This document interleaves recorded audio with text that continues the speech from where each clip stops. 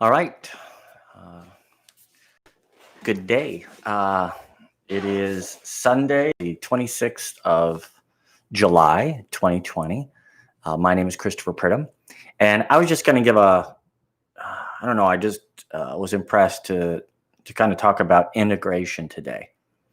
Um, with astrology, it's about looking at um, individual parts, looking at the nature of a being, and looking at, again, a lot of the aspects, the different parts of a being.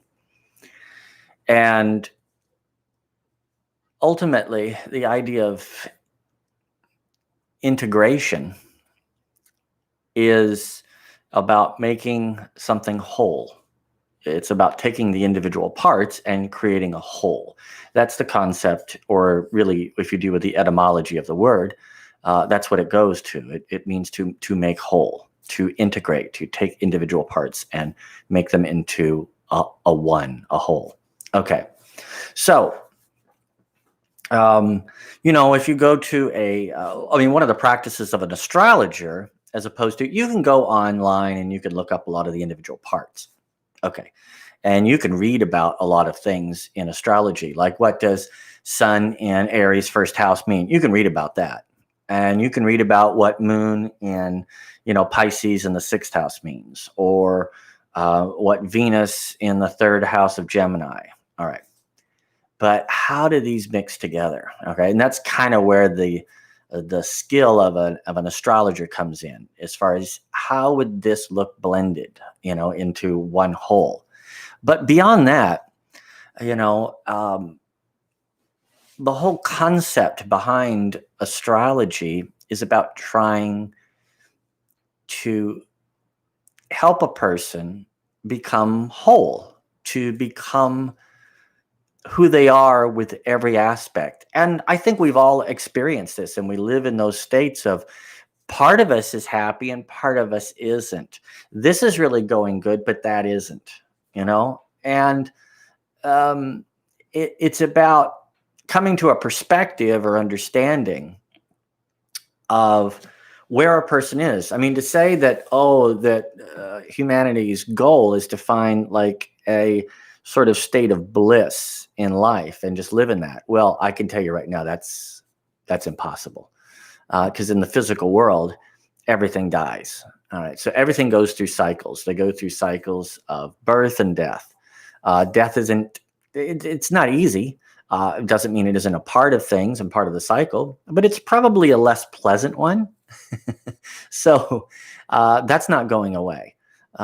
And we could talk about physical deaths, and that's one thing, but there's deaths of different things too. There's like the death of a day. Every day dies at the end, and we move to the next. So we have a morning, we have an afternoon, we have an evening, and then we have the middle of the night. We have bright light and we have darkness. These are the experiences of life. And so it's like you may have one part that's in a real birth or growth period, and you may have another part of your being that's really going through kind of an ending or a death. These can be happening simultaneously, but it's about coming to a place of seeing the purpose of the whole, understanding the individual parts, their needs, how they function, where they find joy, happiness, and seeing where it is kind of in a cycle. And this is about integration. Now, in today's, sort of spiritual community, the integration is used a lot. You can deal with those who work with and are involved in the psychedelics. Usually there's integration afterwards, because within the psychedelics, what you're dealing with is you're being detached from things. You're being sometimes detached from your body. Okay. Definitely detached from your normal consciousness, what you're aware of. And you're made aware of a lot of different things. All right. So it's really it can be quite an amazing experience. It can be terrifying too, which again, no problem with either. How you're going to react to something, that's fine. But, okay, how does it integrate? How do you integrate that? And what I ultimately mean, you're trying to be a whole. you have to bring these things to the realm of earth. You have to bring these things to the realm of everyday life. If For example, if astrology didn't help a person in everyday life, then don't even bother with it. It's just like, it could be fun. It could be, it could be a neat experience, but that's all. If that's all it's going to be, boy, what a waste. Just go watch a movie. It's like, in the process of integration, which integration takes time. Integration doesn't just happen in a day. You can have an experience, and it literally could take years to truly integrate that experience. All right. Especially on, on some of the really deep, meaningful ones. You'll have people talk about experiences that they've had in their life, 20, 25 years ago, and they're still like not fully understanding it. It still hasn't fully integrated into their being. And some never really integrate these experiences, which is really a shame. I see a lot of people that end up chasing the experience without ever integrating it. And I mean, that's like chasing drugs, that's like chasing any sort of addiction. You live for the high, but it's not really changing your life. And that's really what integration is all about. It's making everything into a whole, making you a whole being, integrating all the different parts into one. And that's the concept of what oneness is, the whole idea. You read that in the Bible a lot. It's the idea that they may be one as you and I are one, that the whole world will know. It's how do the individual parts all come together, and to be able to see that. And that requires perspective. That's a very Sagittarian kind of dynamic, which again pulls you back. The Gemini pulls you forward into the detail. The polar of it, Sagittarius, pulls you back to see the larger view, to see, okay, what does it look like all integrated into a whole? What does it look like integrated into a whole would be very Sagittarian. How you integrate it would be very Gemini. Okay, so it's doing both things. You kind of need both things, these different dynamics. And this is, again, the process of integration. Typically, when you have some kind of a astrological reading, oftentimes there can be practices given as to, okay, how to help integrate that. And these are different. There are different methods depending on the person, depending on who they are, what they're needing to integrate, what aspects, how they're built. You have different things a person can do, okay, to create a dynamic where they can integrate. And what you're doing in the integration is you've experienced something, and you have to come to a place of sort of a certain understanding of what that means, what it means to you, what it means, to your everyday living. How can I make this new understanding part of my everyday life? How can I take from this experience and make it part of my everyday existence? And that's where a lot of work is involved. It's not easy, because you're changing something. To have an experience is just in the moment, but to actually make it and incorporate it into part of your life, that takes work and effort, because you're having to sort of change things. You're having to do things in a different way. You're having to see things in a different way, which means that you'll respond in a different way. And again, that's the work. And a lot of people, sadly to say, they don't want to do the work. And I understand. I mean, we can get lazy on things, and change can be hard. So we sort of want to avoid it. And then we go to magical thinking. Okay. And magical thinking is like, oh, if I just do this, I'll be changed. Well, sorry. Things don't work that way. I wish they did. I wish you could just say something and whoop, whoop, that'd be so easy. But then it would also be worthless. We tend to value things we work for. We tend to value things that cost us. That's the reality. Free things, we really, as much as we think we like them, we don't value them. We value things that we know and that we have worked for.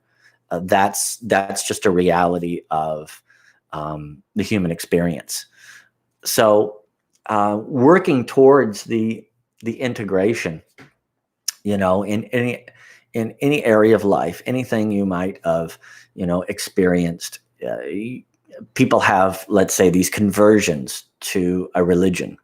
So you can have a conversion, let's say, into Christianity because you've been captured by the message of Jesus, which is a message of love and acceptance and service, which is an amazing thing.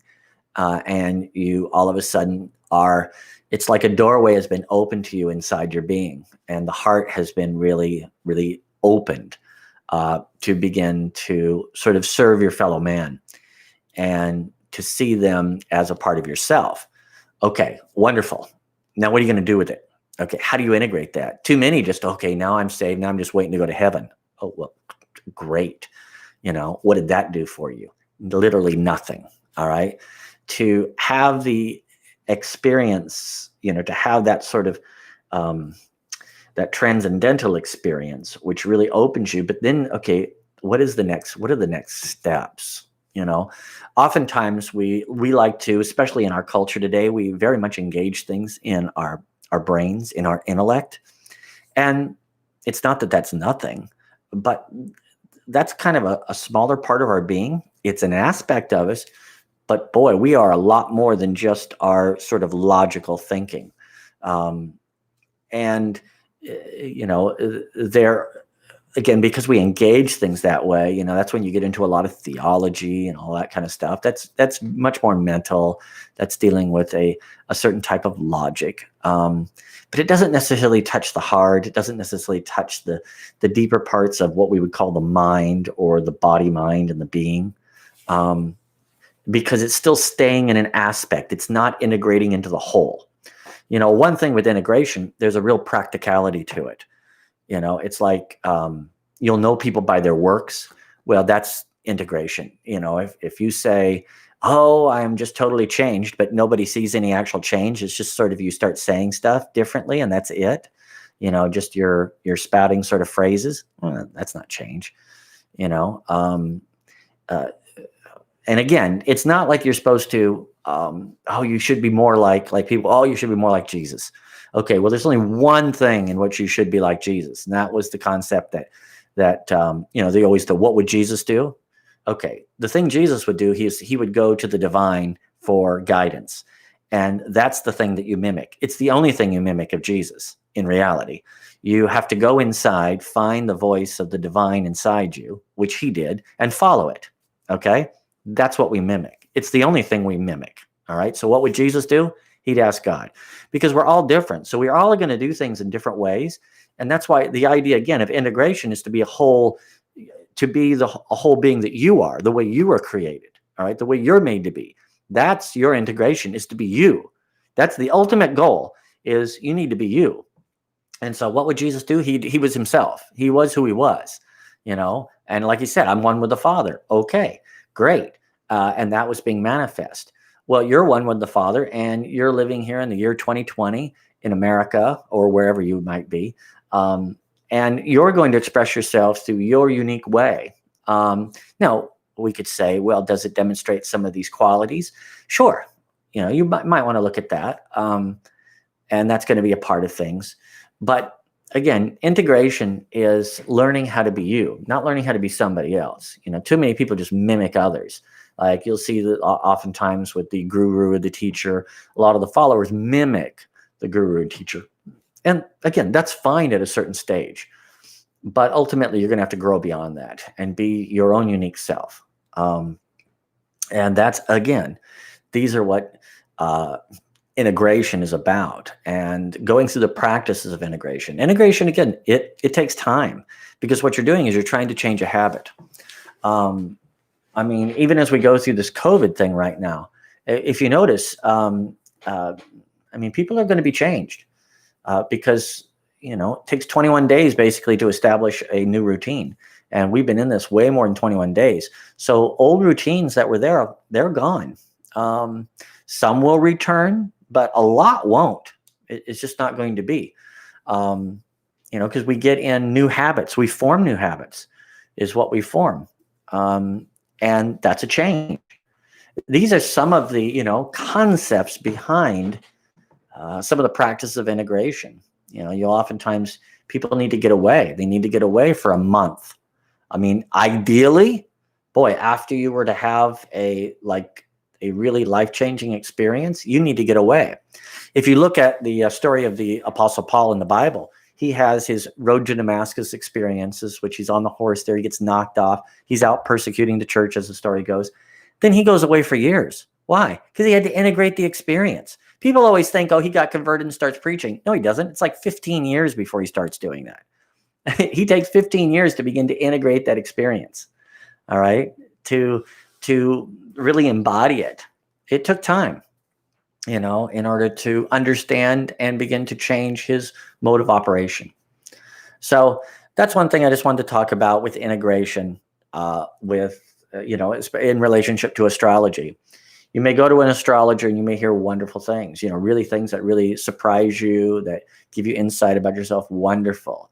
Now, how are you going to integrate that? Because if you don't integrate it, if you don't make it a part of really your everyday life,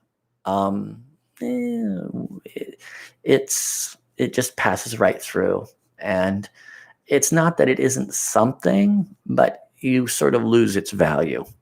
So I would encourage everyone towards always taking the time when you have an experience, when you have an amazing experience, to treasure it and to take the time to allow it to, change your being, change your everyday life, because then you'll have it with you always. So with that, hopefully you enjoyed that. Again, any questions, comments, feel free to make them. I usually respond to stuff. So hope you have a good day. Enjoy life, and we'll talk to you later. Bye.